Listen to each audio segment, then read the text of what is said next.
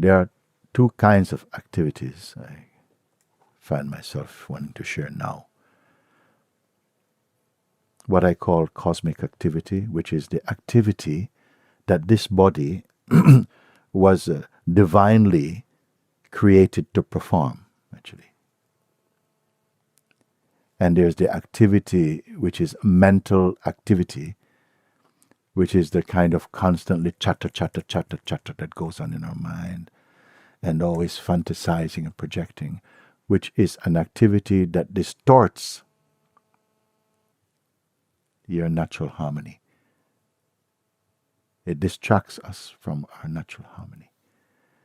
The activity that comes from ego or from strong personal identity, that will distract you and keep you blind to the deeper awareness of your soul force, your natural harmony or unity with God self or pure awareness. Now, we have been so much conditioned in life to develop in ego or personal identity, taking personal identity to be the fact of our existence and not the root or the fictional existence. The personality, or sometimes people don't like to think that personality or personhood and ego are the same, but they are actually. Ego does not mean beating your chest and saying, I'm so great. Ego can also be like this. It can also be very nice. What does ego mean? It means a strong conviction that you are your body, mind conditioning, that you are your persona or your personal identity. The personal identity is also a mode of consciousness. It's also consciousness, but it becomes so limited because of its conditioning and outlook. It's like you're existing on 20%, 10% of what you really are. Even that's a very high number, 10%. If we are living merely on the basis of personhood, then we are almost cut off. You are never cut off, but you feel almost cut off experientially from the Supreme Self, which we are, factually and fundamentally. So if spirituality has anything, any power, it is again to reconnect, so to speak, with our eternal self, which is where? In which direction? I would have to ask you, go in search of yourself. Start going that way. I cannot tell you that. Because you are sitting in yourself, but unaware. We are sitting in the heart of ourself, but unaware of what it is experientially. Is it too many words I've spoken like that? I'm not creating anything. I'm only pointing to something. This is the beauty of satsang. I'm not telling you what you have to become. Maybe, if anything, I'll probably show you what you must unbecome. Because what you are, you cannot become. You can only rediscover. Actually, life is about rediscovering our true or fundamental reality or nature. Unlike the ego is always trying to become something. Can you see this?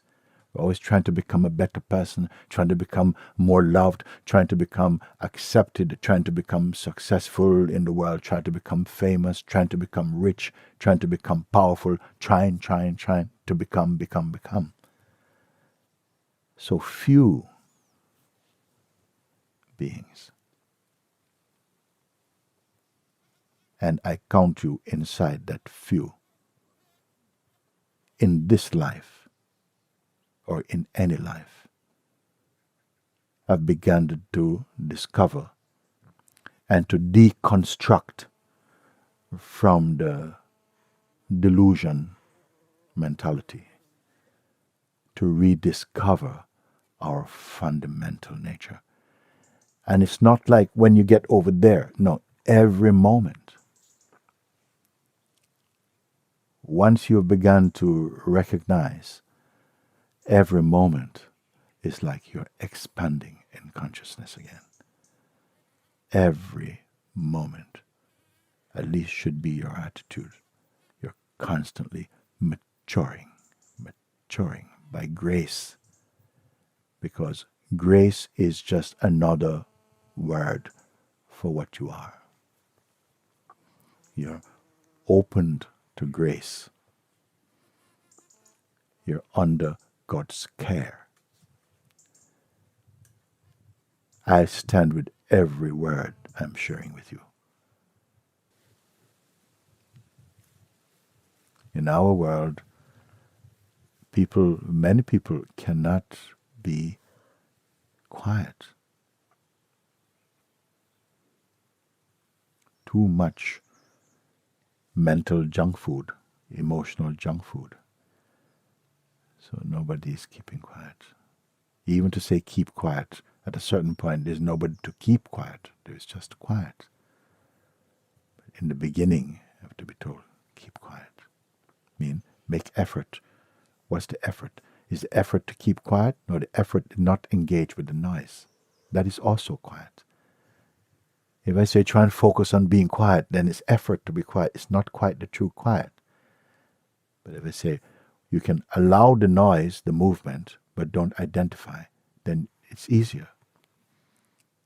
Then you don't have to do silence. You simply recognize the silence. What is the value of silence? Silence is the mirror to your own being.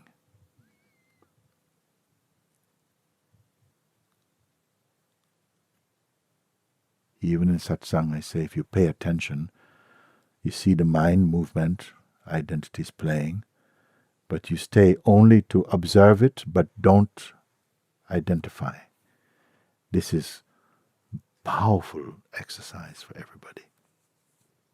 Look, observe, but don't identify. And look what happened. At first, sometimes people like the driver on the road, I can't do it, I can't do it, it's too strong. My mind is too strong. There's no dimmer switch for the mind to turn it down either. It's a boom, boom, boom, boom. So, what to do? Little by little bit, you practice. You practice. And it becomes easier to observe without participating. Do we all get this, what I'm saying now? Because it's right crucial now. If you do it even for a little bit,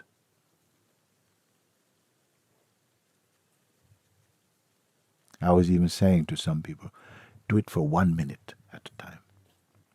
For 1 minute at a time, observe your mind without going into shape. Stay shapeless. 1 minute. Maybe in 1 minute you can't succeed even. Then you begin to see the virility of your mind. For 1 minute, you're gone. You're down the road eating pizza or something, and it's, whoa, what is that? You see the force of mind habit. But this is the beginning of your success. Let's just keep watching without identifying. You can set a little timer, but don't watch your clock. Because if you do this, then you're not true to it. Do it for 1 minute. And then do it for 2 minutes.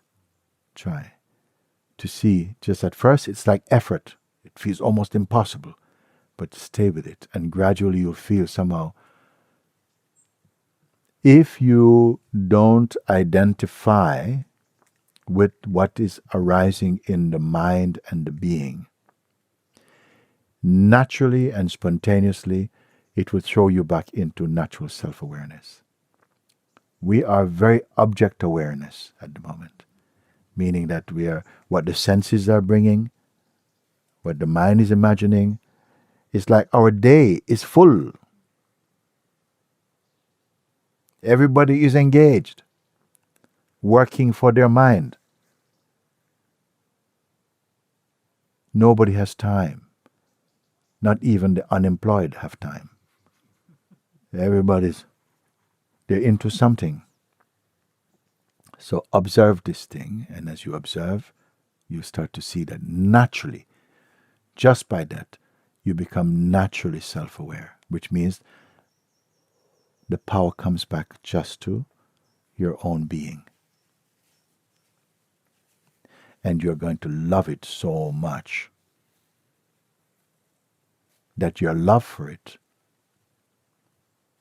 will result in the gift you are giving back to yourself, to be self-aware.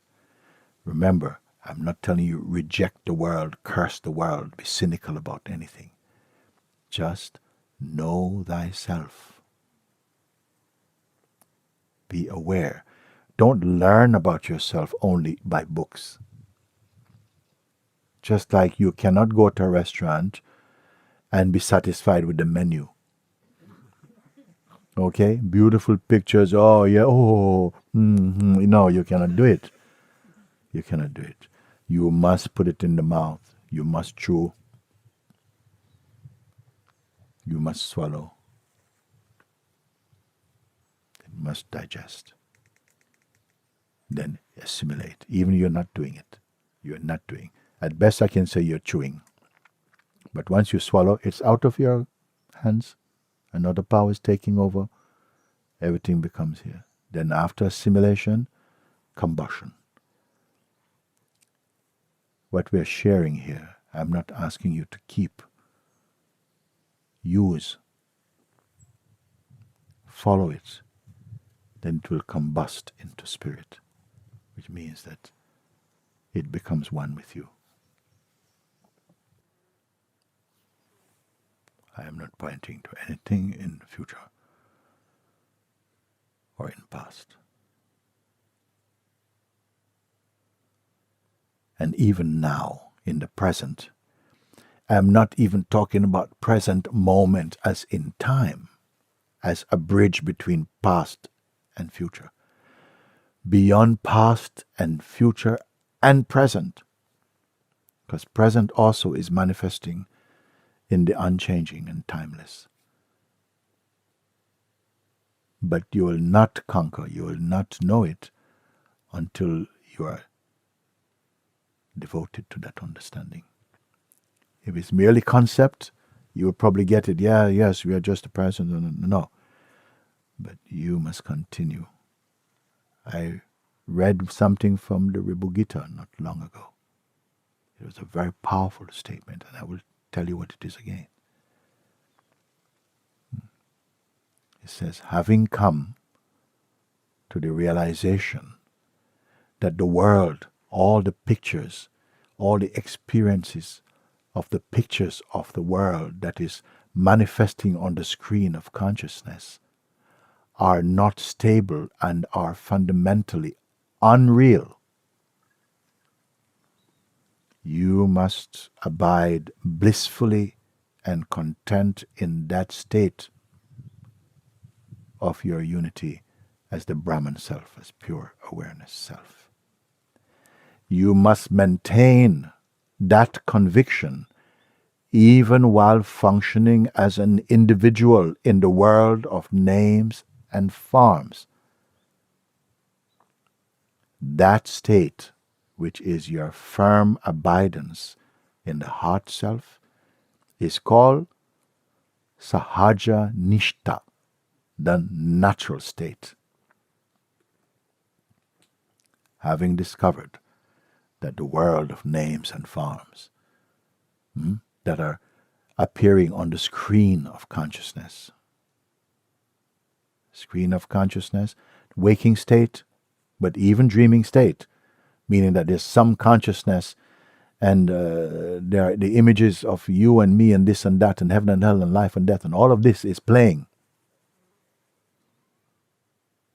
Having come to the realization that this that's happening on the screen is unstable and fundamentally unreal. Why unreal? Isn't the fact that something appears and I see it, isn't that real enough? So what does it mean, unreal? It means it has no substance. Throw your attention back to yesterday. How many things happened in yesterday? Mostly they're gone. Except what is quintessential, what points you back to yourself. That is ever present and timeless. But all things born of the mind and person and situations and different kind of context, they're gone. Gone. It's the nature of things. Just the fundamental love that is the fragrance of your being. That matters. And the continuity of your beingness, awareness, that is. But the stories, the pictures, the time, everything, they come and go like clouds passing. So having come to realize that they are fundamentally unstable and unreal, live now blissfully.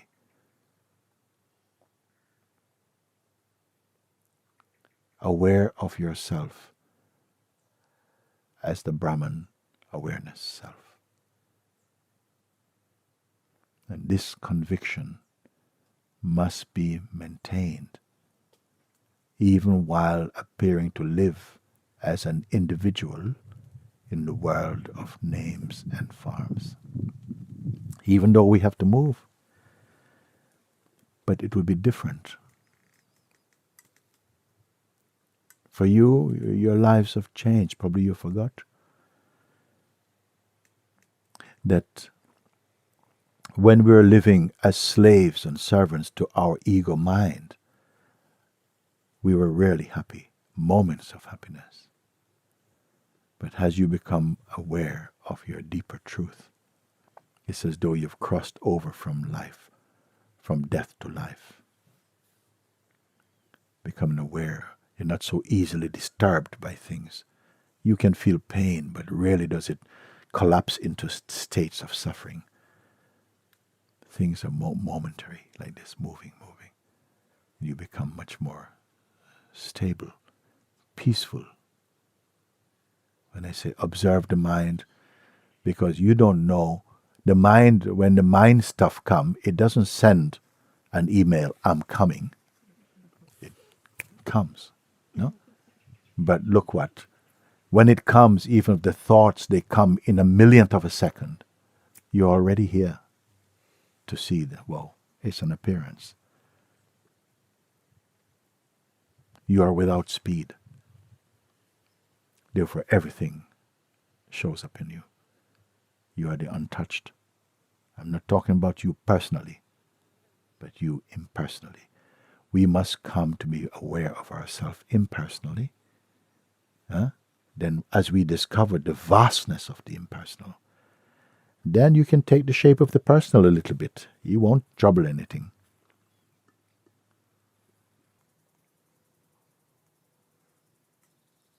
Sometimes our prayer, O Lord, rid me of ego and merge me in you.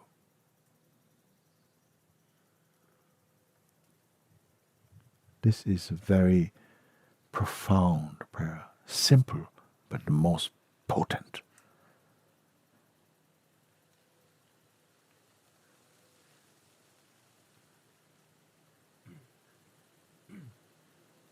Don't be waiting to be free anymore. Don't be waiting. And don't be claiming, oh, I am free. If you can stay in this place where you, as I said earlier, simple exercise, you're aware of your mind movements, but don't subscribe to them. Don't log in to the screen of the mind. You understand what I mean by that? You can be aware, but don't identify with it. Be aware that you're observing it, that you're just observing. Just be aware of observing.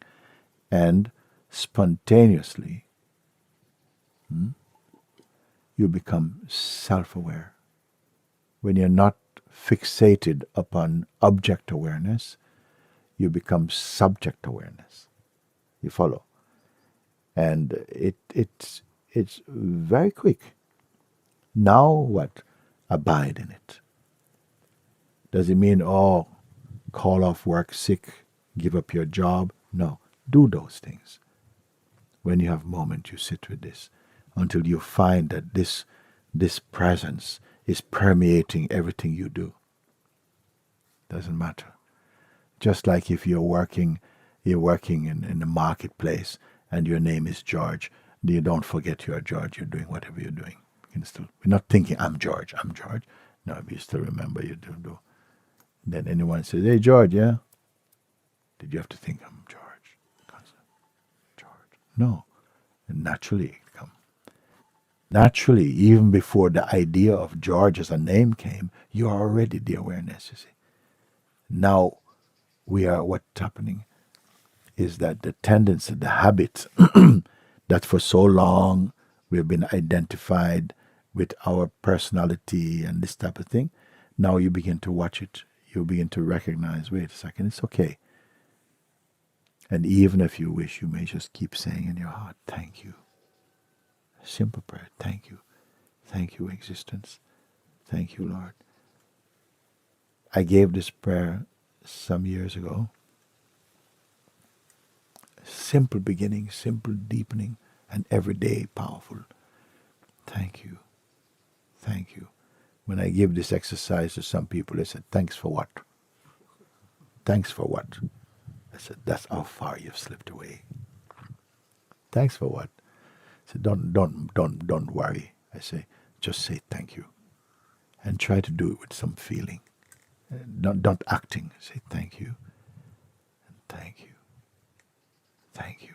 And after a little while, things start to come to say thank you for this. Thank you for that. Thank you that I'm alive. Thank you that I can say thank you. Thank you that there's love in my life. Thank you that I can think for myself. Thank you that I can begin to enjoy my own company. You know how important it is? Thank you that I can begin to enjoy my own presence, my own company. I don't always have to go to other people. Thank you. Thank you for this breath.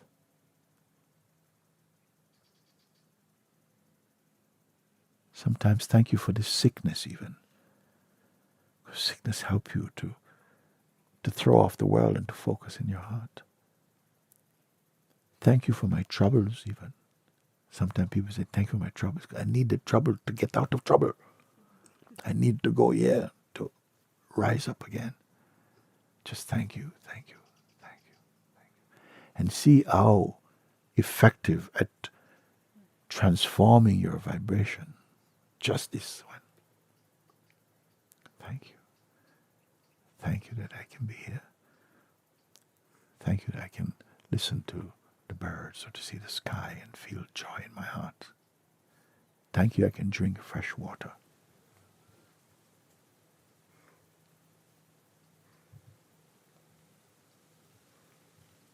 Thank you that I can sit on the floor. I'm not so comfortable sitting on the floor. So I see you, I think, But they don't say thank you. They say, no, thank you for everything.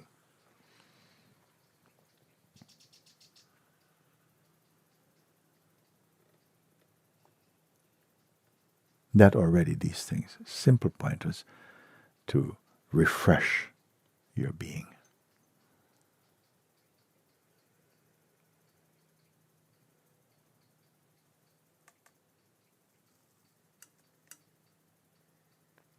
Let me live my highest possibility.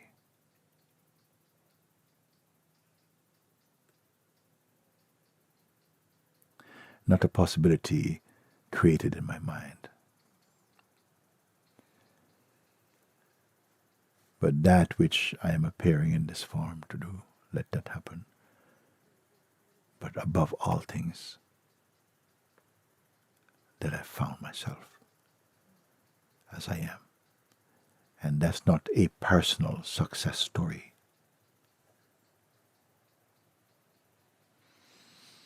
As I've said before, freedom is not for the ego. Freedom is from the ego, meaning from the rule of ego. Do we understand what ego is, actually?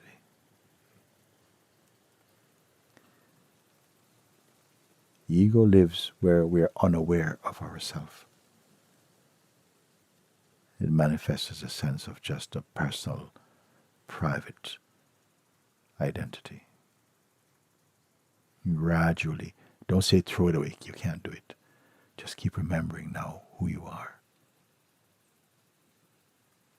When you're without all this stuff going on in the head and what to do and all the plans and stuff, and you are just aware and happily self-aware, you're in your natural state. That is your Sahaja state. That is Sahaja Nishta.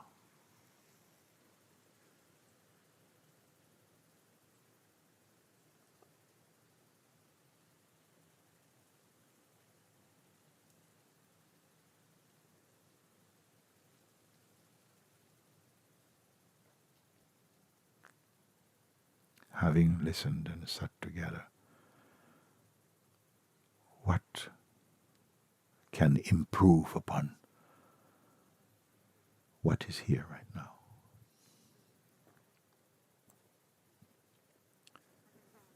What needs to be changed at all? Pay attention only to the here now. Timeless now. Are you imagining this?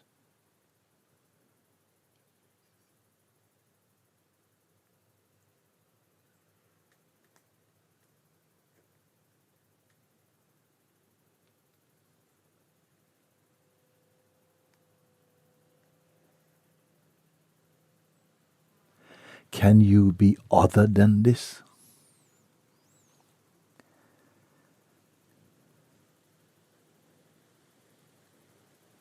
Remain shapeless.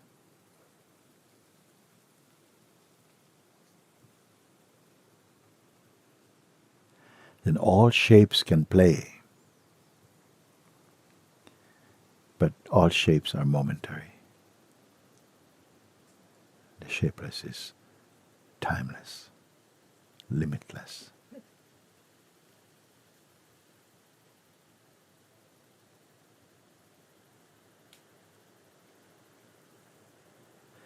Be only in this and observe that all things are unfolding, bitter or sweet, but you will not accept anything as a curse.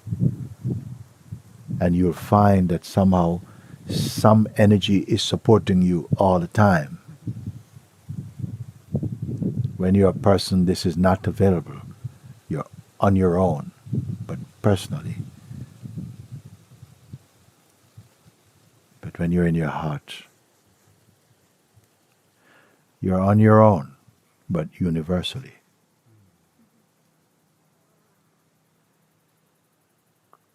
And that universal one is abundant in love and peace and compassion.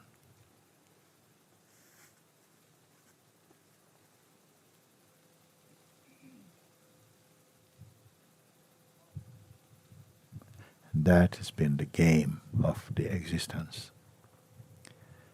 That is the game of the existence, the play of the existence. To take form. The formless appears for a time in form. to experience the diverse expressions and potential of this diversified field of consciousness, to taste what it's like to be a person, to be personal and private, to have ambitions and projections and dreams, aspirations, suffering, pain, and all the play of the interrelated opposite, as is prescribed for this particular life expression for now, and to transcend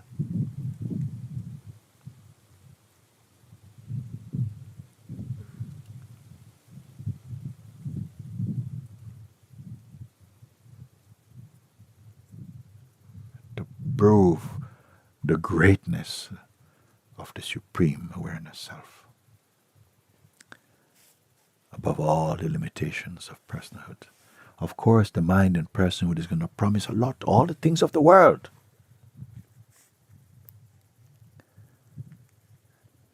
And when we are dressed in personhood, it will be very, very attractive. In one of the temptations of Christ, he says that Satan brought him on top of a mountain, and overlooking all, he could see all the kingdoms of the earth.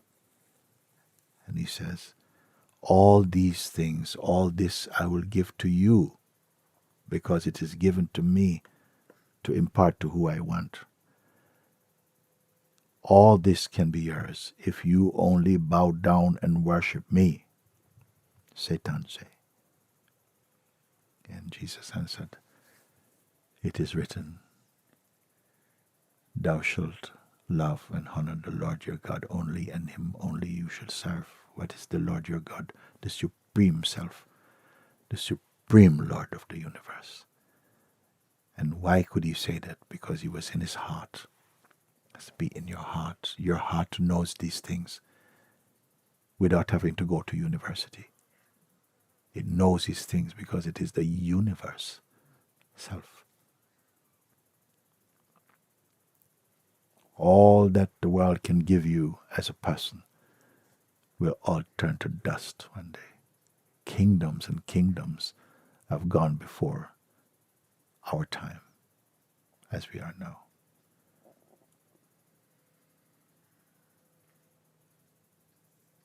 Archaeologists, God made archaeologists to show us, to dig them out with toothbrush and things to show this. Look, this one.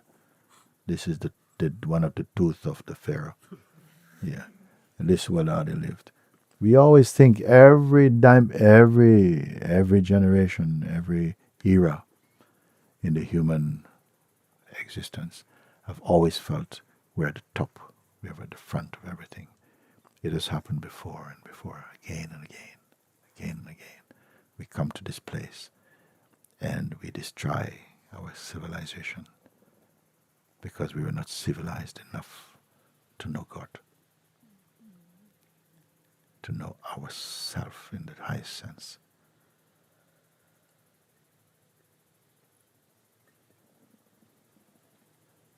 Each one here must become the evidence that God exists.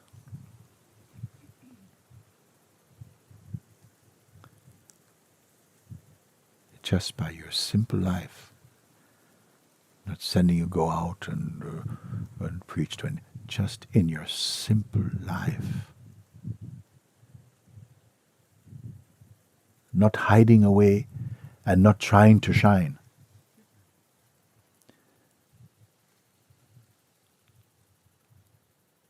The one who shines within does not need a spotlight.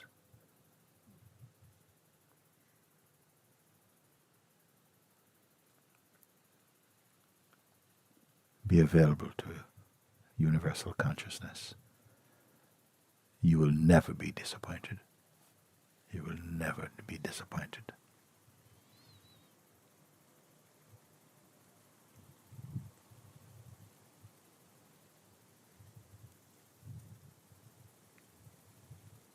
What is happening inside you? What is happening inside you? Will it ever go away?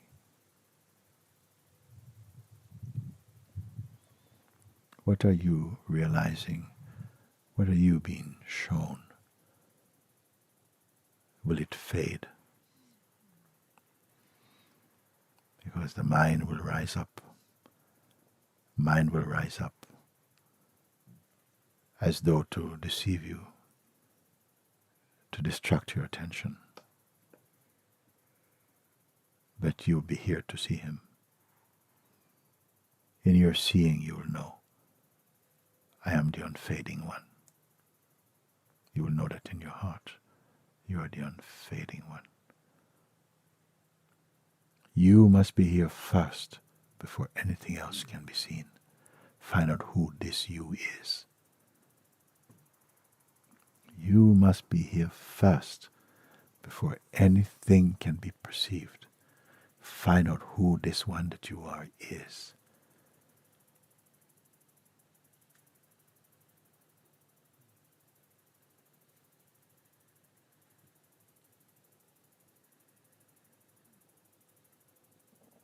Without pride, without arrogance, without fear.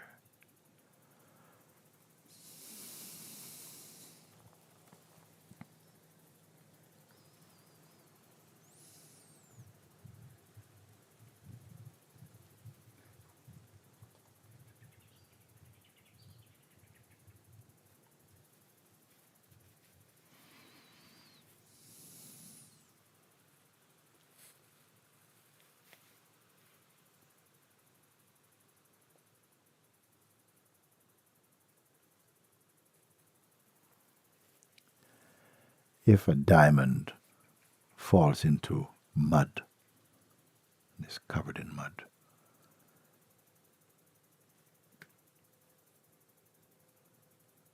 maybe no one will see and appreciate it. This diamond is the true self.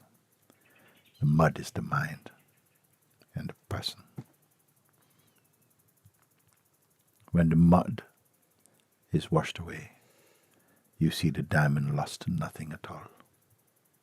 Even while it was covered in mud, it lost nothing of its fundamental nature.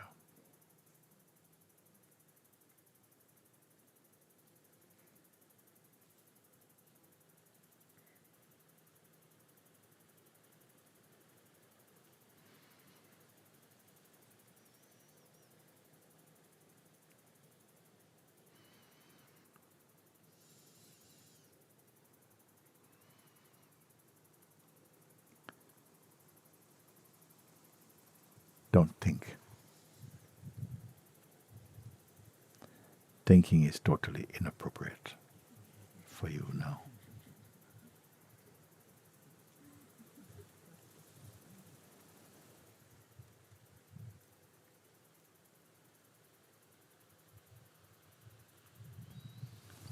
Thinking now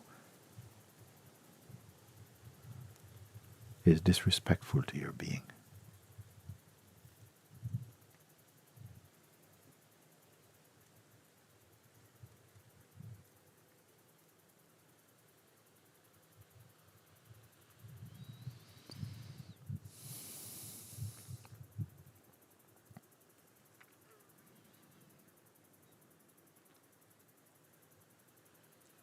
Give thanks to the mighty power of God, whose grace and love and wisdom and power permeate and pervade the hearts and minds of all who come into the hearing of this and the presence of this, the presence of this.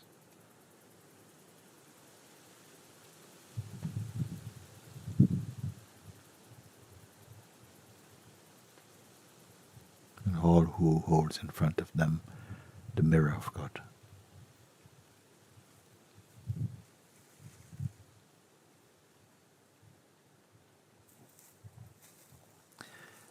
And only God can see his reflection in the mirror of God.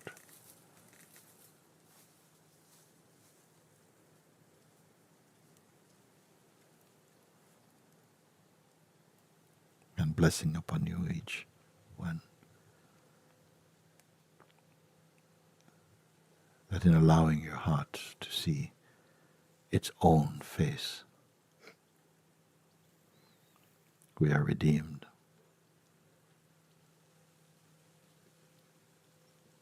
And healed and cured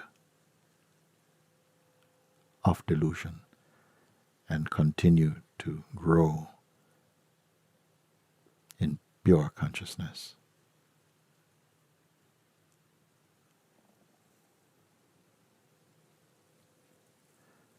In the presence and light of the unchanging Absolute.